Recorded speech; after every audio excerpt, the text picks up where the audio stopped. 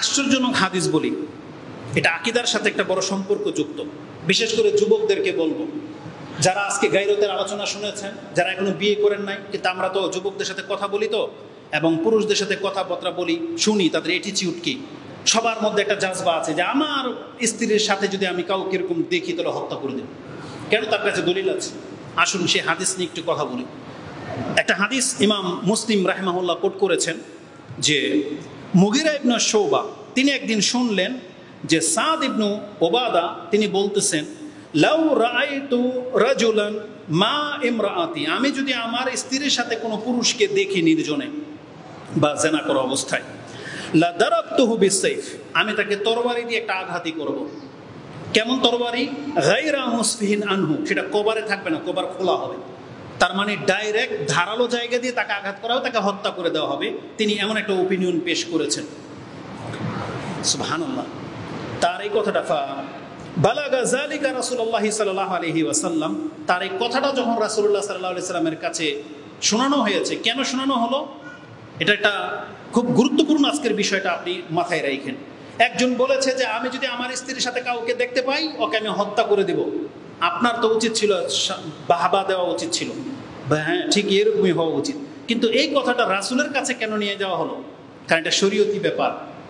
রাসূলুল্লাহ সাল্লাল্লাহু আলাইহি ওয়াসাল্লামের কাছে যখন এই সংবাদ গিয়েছে, ফাকালা আতাজাবুনা মিন গায়রি সাদিন গায়রাতি সাদিন, তুমি কি সাদের গায়রত দেখে আত্মসম্মান বোধে আশ্চর্য বোধ করতেছো যে এত বড় কথা বলেছে? তখন রাসূলুল্লাহ সাল্লাল্লাহু আলাইহি সাল্লাম আগে কথাটাকে এপ্রিশিয়েট করেছেন, মানে সমর্থন করেছেন তার এই অনুভূতিটাকে।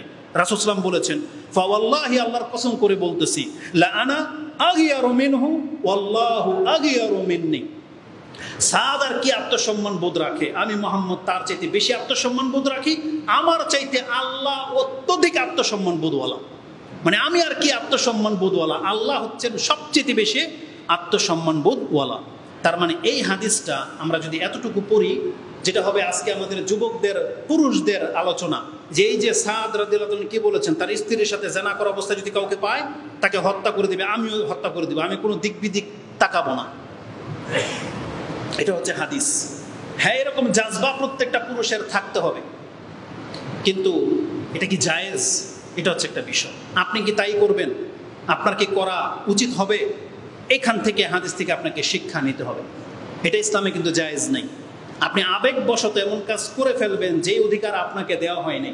হ্যাঁ, আপনার স্ত্রী যদি জেনায় লিপ্ত হয়, আপনি যদি চাক্ষুষ চোখে দেখেন, তাহলে বেশি জোর আপনি বিচারে দাঁড়াইতে পারেন, বিচারকের কাছে বিচার দিতে পারেন 4 জন সাক্ষীর সাথে। যদি 4 জন সাক্ষী না থাকে, আপনার এই বিচার টিকবে না। তাহলে আপনি কি করতে পারেন? তাকে হয়তো তালাক দিয়ে দিতে পারেন, তার সাথে আপনি সম্পর্ক রাখবেন না, এটাই উচিত। কিন্তু তাকে আপনি হত্যা করে দিবেন, ইসলামে এই অধিকার আপনাকে দেওয়া হয়নি। অধিকারটা কার? বিচারকের, রাষ্ট্রনায়কের। এটা আপনাকে দেওয়া হয়নি। রাসূলুল্লাহ সাল্লাল্লাহু আলাইহি ওয়াসাল্লাম সাদ রাদিয়াল্লাহু তাআলা আনহু কথাটাকে রিপিট করেছিলেন, গায়রা কিতাব আল্লাহ, তুমি কি আল্লাহর কিতাবের ফয়সালার বিপরীতে গিয়েও তাকে হত্যা করবে? সাদ এটাই বলেছিল, নাম ইয়া রাসূলুল্লাহ, তারপর তাকে হত্যা করব। তখন রাসূল বলেছিলেন এই কথা, আতাজাবিনা, তোমরা আশ্চর্য হচ্ছ গায়রাতে সাদিন, সাদের গায়রত দেখে, যে তার মাসলাটা কোরআন হাদিসের খিলাফ হওয়া সত্ত্বেও সে এখনো বলতেছে যে ওই ব্যক্তিকে সে হত্যা করে ফেলবে। তখন রাসূল বলেছিল, আমি তার চাইতে বেশি গায়রত রাখি। কিন্তু বিষয়টা কিন্তু জায়েজ নেই। রাসূলুল্লাহ সাল্লাল্লাহু আলাইহি ওয়াসাল্লাম কিন্তু তাকে অনুমতি দেয় নাই যে তাকে তুমি হত্যা করে ফেলো। বরং রাসূল সাল্লাল্লাহু আলাইহি ওয়াসাল্লামকে বলা হয়েছে, আমি কি তাকে হত্যা করবো? বলছে না, তুমি আগে 4 জন সাক্ষী দায়ের করতে হবে। এইভাবে হাদিসগুলো রয়েছে। তা আমি ছোট ব্যক্তি শুধু মাসলার দিকে যাচ্ছি না, আপনার বড়দের কাছ থেকে এটা জেনে নেবেন। কারো পরিবারে যদি আল্লাহ না করুক এমন ঘটনা ঘটে থাকে, তাহলে আপনি কিন্তু এইদিকে যায়েন না। আজকে নেটের জগতে আমরা দেখতে পাচ্ছি, আমি তো আজকে মুখে বললাম, আপনারাও সাক্ষী, বাংলার জমিনে পৃথিবীতে বহু জায়গায় এরকম ঘটনা ঘটতেছে। শুধু এই জেনাকে, পরকীয়াকে কেন্দ্র করে একজন আরেকজনকে মেরে দিচ্ছে। স্ত্রী স্বামীর লজ্জাস্থান কেটে দেয়, কিডনি খুলে ফেলে, বিষ খাওয়িয়ে মেরে দেয়, স্বামী স্ত্রীকে কুবিয়ে বটি দিয়ে মেরে ফেলছে। ধর্মটাকে আপনি তামসা বানিয়ে ফেলেছেন। এই অধিকারটা কোনো ব্যক্তিকে দেওয়া হয়নি, না এটা কোনো পুরুষের আছে আর না এটা কোনো মহিলার আছে। আর এই মহিলার তো কোনো রাইট নাই।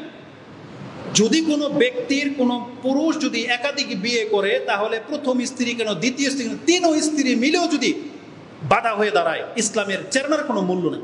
কাল কিয়ামতের মাঠে 3 জন স্ত্রী অপরাধী হবে, কারণ আল্লাহর একটা বিধানের খেলাফ দাঁড়ানোর কারণে।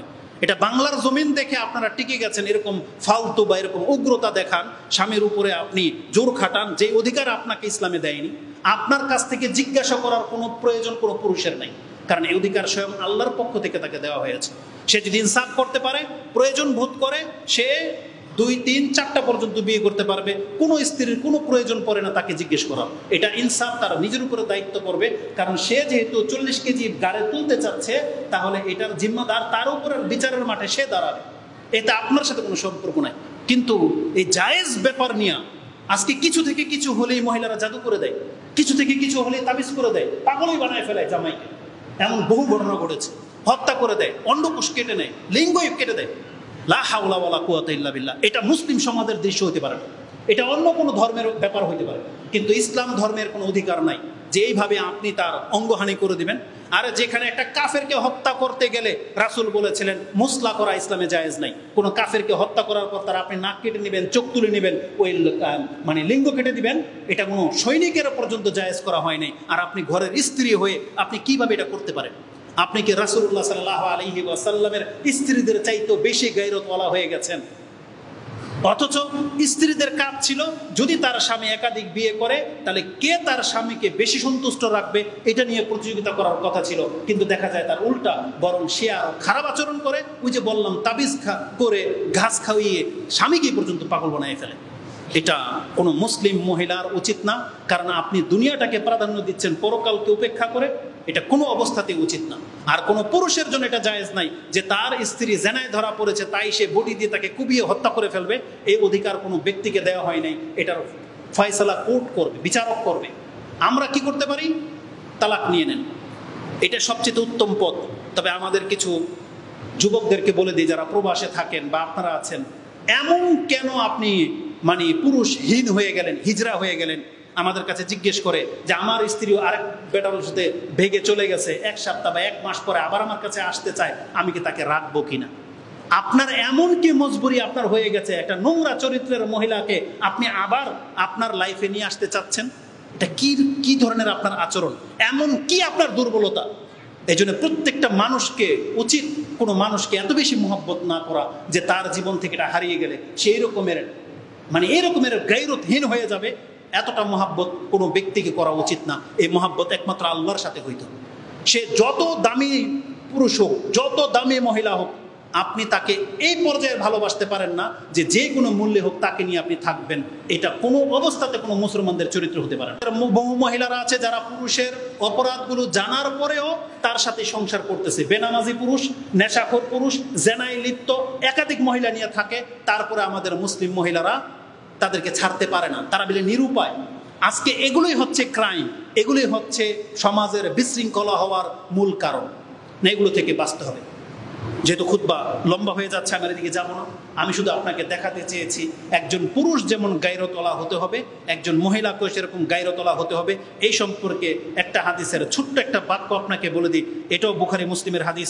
ইমাম বুখারী